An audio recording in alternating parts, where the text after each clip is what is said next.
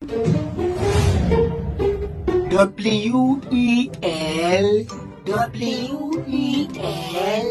D-O-N-E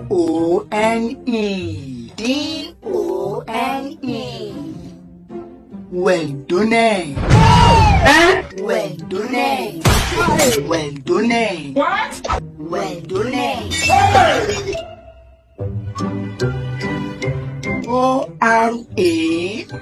O-R-A N-G-E Orange. Orange. Orange. Orange. P-R-O-F-I-L-E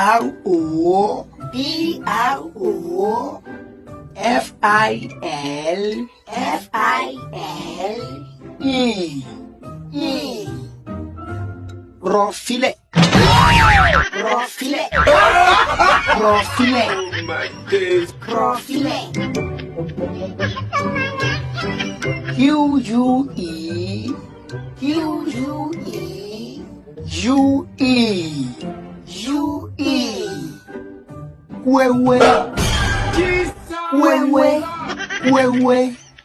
Wewe.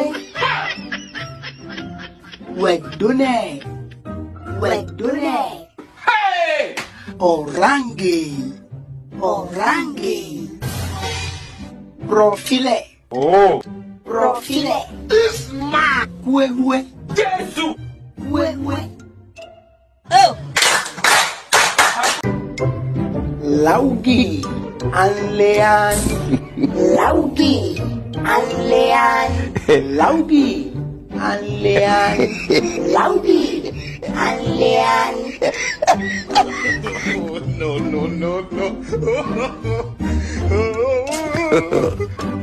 Jennifer like blade.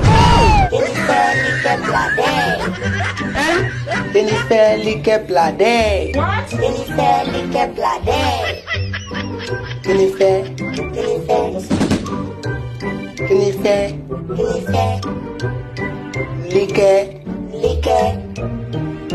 like blade.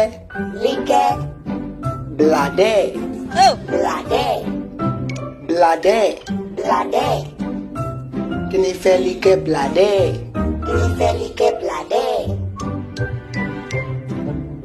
No.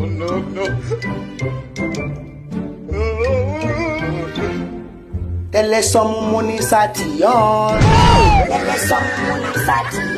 Jesus! What?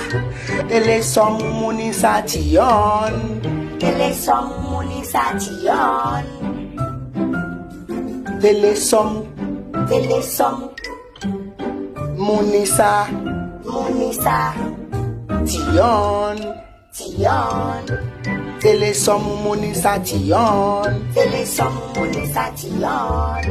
I told your mom to let you go and study in Nigeria. No.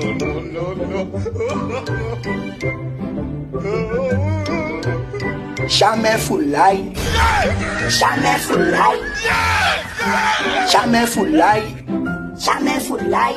What? Jamais. Full light. Jamais full light. No. Savait mes gold. Mais gold.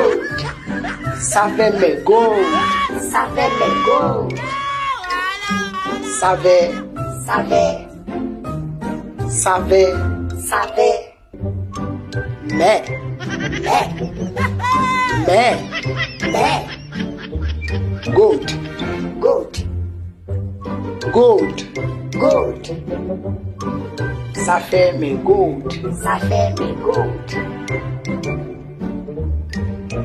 Jennifer like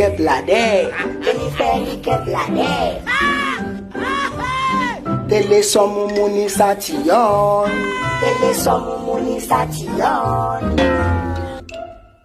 Jamais full light.